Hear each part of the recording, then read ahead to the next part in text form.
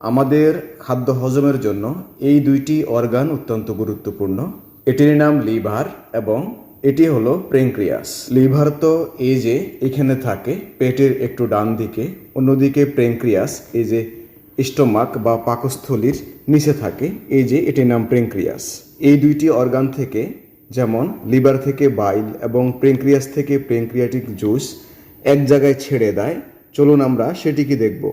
এটি হলো আমাদের স্মল ইন্টেস্টাইনের প্রথম পার্ট, যার নাম ডিউডেনাম। প্যানক্রিয়াস থেকে প্যানক্রিয়াটিক জুস তৈরি হয়ে এই যে এই পথে, এবং লিভার থেকে এই বাইল বা পিত্ত তৈরি হয়ে এই যে ঠিক একই পথে এই জায়গায় চলে আসে।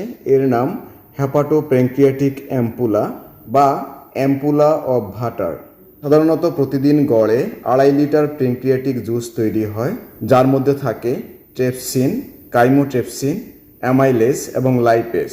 অন্যদিকে লিভার থেকে পিত্তথলির মাধ্যমে পিত্ত তৈরি হয়ে দৈনিক প্রায় 400 থেকে 800 মিলিলিটার, বিশেষ ক্ষেত্রে 1 লিটার পর্যন্ত পিত্ত এখানে চলে আসে।